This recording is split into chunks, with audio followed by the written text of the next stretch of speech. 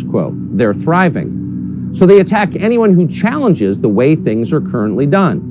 Not surprisingly, they especially hate Javier Milei. I sat down with Javier Milei for a long and interesting conversation. Tucker Carlson vino a la Argentina para hablar con Milei y acá tenemos su gran presentación.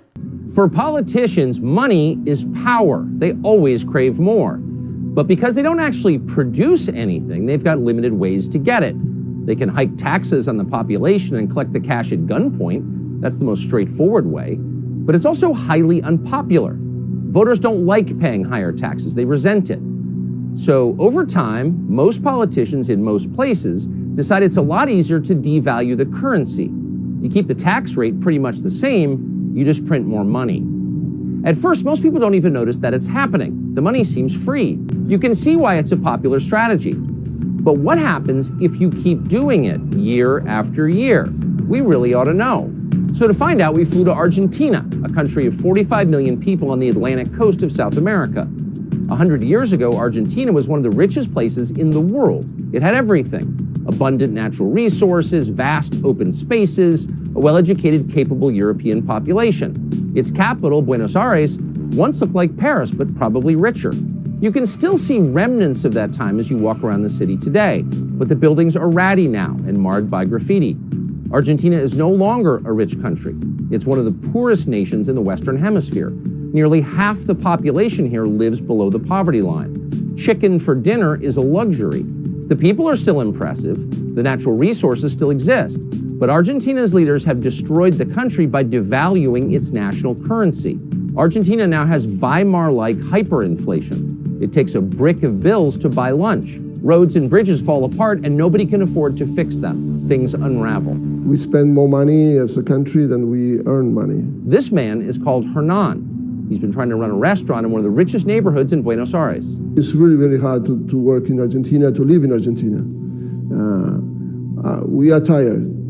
I think that's one of the main feelings of the people. No? People are tired of all of the politicians saying the same things a couple of years and nobody does nothing good. Over the course of the average month, the Argentine peso loses 10% of its value. In other words, everybody gets 10% poorer every month of the year. It doesn't take long for people to go hungry. Our institutions have something wrong. Diana Maldino is an economist and a candidate for the Argentine Congress. Basically, the problem we have right now, we are 47 million people, out of which only 11 million people have what you would call a job. Slightly under 3.5 million people work for government, and 7 million people work in the private sector. So 10 million people, 11 million people out of 47, 25% of the people. And that's kind of the government workers. So if you take out the government workers, and that really is an electric window. Yeah, 1/7 of the country would have a private job. So that means 7 million people are working to support the other 40 million people. And let me add something. 60% of the children are poor. So if you ask me, if 60% of the children are poor, the whole country is poor. Argentina's currency is so inflated and worthless, it can no longer be used to buy anything of value. Cars, houses, even bicycles are priced in US dollars. The problem is the government lies about this. Banks are not allowed to exchange dollars at market rates, and that drives the entire population underground to the black market. So we're in downtown Buenos Aires. It's a Friday afternoon, and we're on our way to a cueva, a cave, to change US dollars into pesos. Now, the caves are the only place in the country that gives the actual exchange rate. The government lies about what its currency is worth and gives about half its value to people in exchange for dollars. So this is kind of the last outpost of economic honesty in the country, and of course the government is trying to shut them down. So we're going to see if we can exchange 100 US dollars for Argentine pesos. Hola! He's my friend Tucker. Oh, hola. Is there security here? Yes. This is so cool.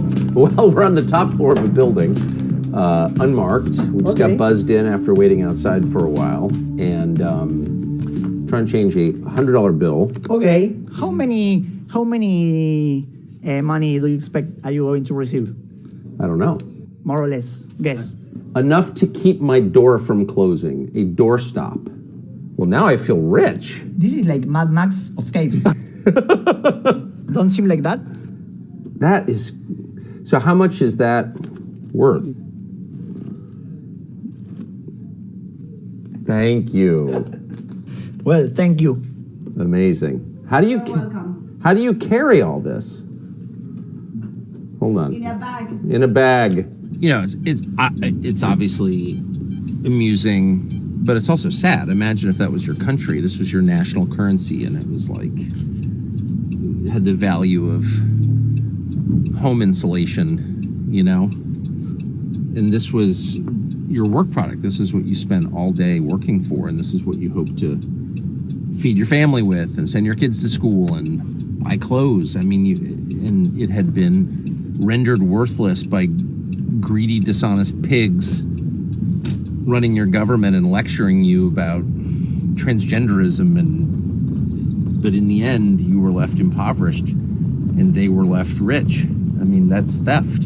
It wasn't some sort of, you know, savage situation in there. It looked like a bank almost, though it's, you know, it's illegal, and it was, you know, had a kind of sotto voce vibe. It was very orderly. But imagine if your life entailed going 4 times to a, quote, cave just to get the actual exchange rate on your money that you made by working. It's, again, they're stealing and they're lying and they're enforcing that lie at gunpoint. They close those places down because they're this little window into reality that the government can't tolerate.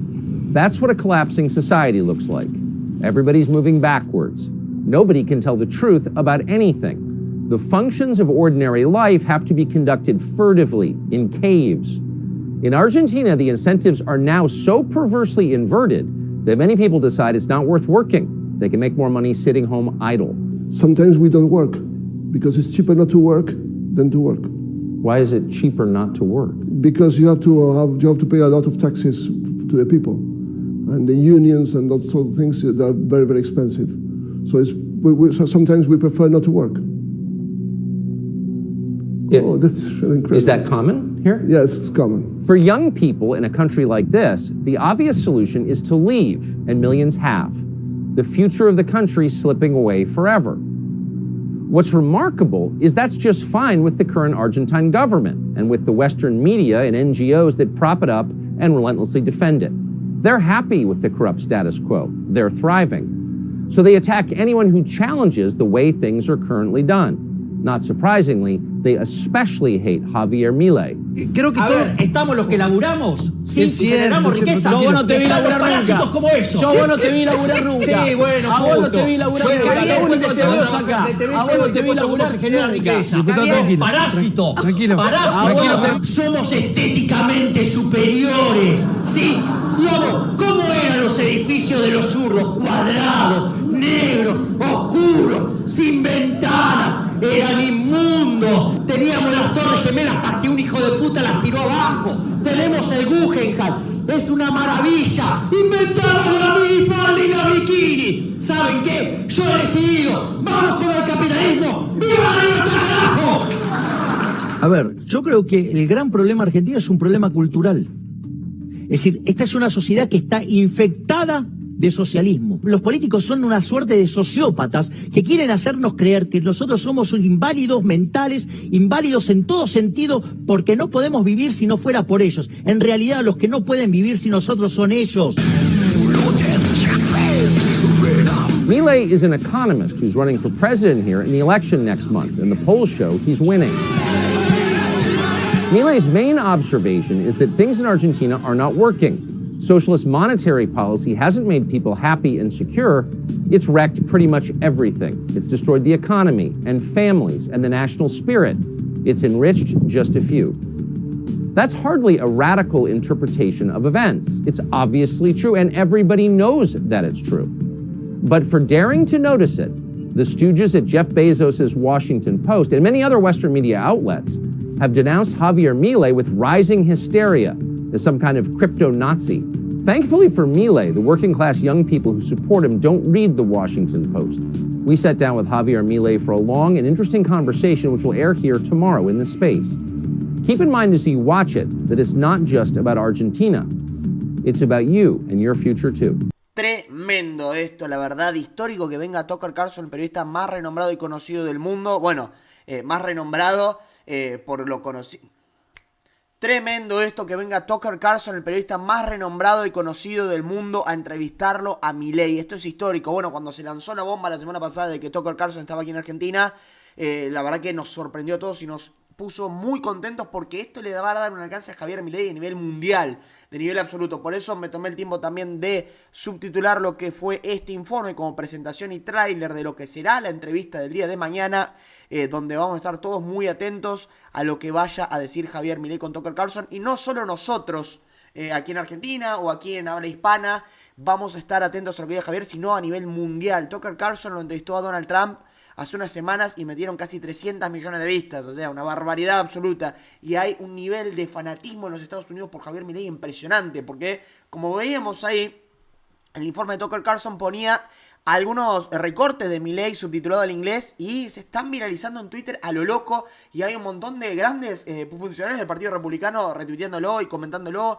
y mucha gente que está diciendo necesitamos un Milei en Estados Unidos. O sea, fíjense, ya estamos exportando a Milei a todo el mundo. El propio Trump está muy interesado en la figura de Milei, lo ha observado, lo ha visto y bueno, Tucker Carlson, un periodista muy pero muy cercano a lo que es Donald Trump, ha venido a entrevistarlo y a hablar sobre cómo se miente. Es muy interesante el informe también cuando va a una cueva, ¿no? El tipo no puede creer cómo la realidad de la Argentina es así, que el gobierno nos mienta respecto de cuánto vale el dólar y de lo devaluada que está la moneda, y la única forma de acceder al precio verdadero del dólar sea en la clandestinidad, sea en una práctica que es ilegal. O sea, literalmente Tucker Carlson cometió un delito en teoría, pero es increíble que acceder al tipo de cambio verdadero sea un delito en la Argentina. Eso es lo que le sorprende al tipo, dice, no puede ser, esto es una locura, esto es muy loco, es muy gracioso, pues se divierte, dice, no puede ser, le dan fajos de billetes de 100 y dice, no puede ser, es muy divertido, pero claro, es muy triste para los argentinos, dice, y es muy triste para nosotros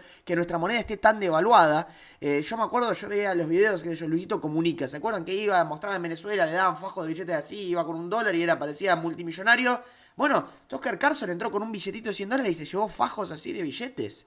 O sea, estamos literalmente en esa situación de que nuestra moneda está tan devaluada que es como venir al zoológico y ver, a ver cuántos billetes me dan por tener un billete de $100, porque estamos completamente en la miseria. Así que Tucker Carlson toma notificación de eso y comenta de cómo lo atacan los medios a nivel mundial, a Javier Milei también, comparándolo con Hitler.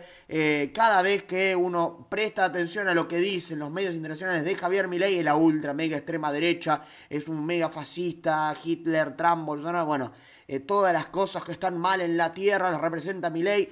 Vamos a ver ahora, con esta charla que saldrá mañana entera, la postura que tiene Javier Milei respecto a muchas cuestiones, quizás a nivel más internacional, que le va a preguntar Tucker Carlson, y también lo va a poder conocer un amplísimo público a nivel mundial.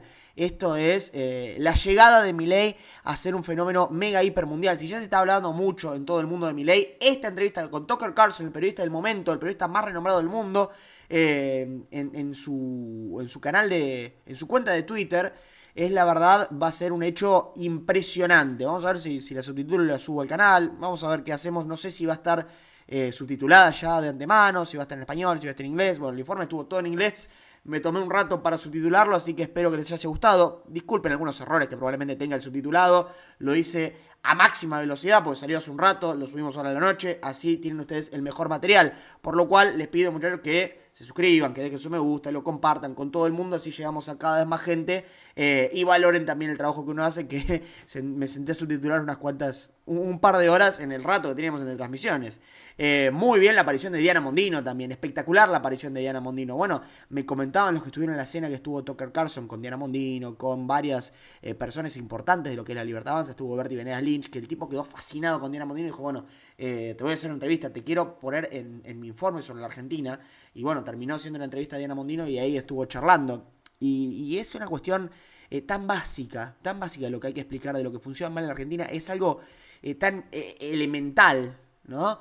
Que los políticos viven imprimiendo billetes para hacer de las suyas, ¿no? Para hacer de cuenta que son dioses y que tenemos muchos derechos y el Estado benefactor, el Estado que te cuida, el Estado esto, pero mientras tanto emiten y nos hacen cada vez más pobres. Es una cuestión bastante sencilla y bastante lógica de entender.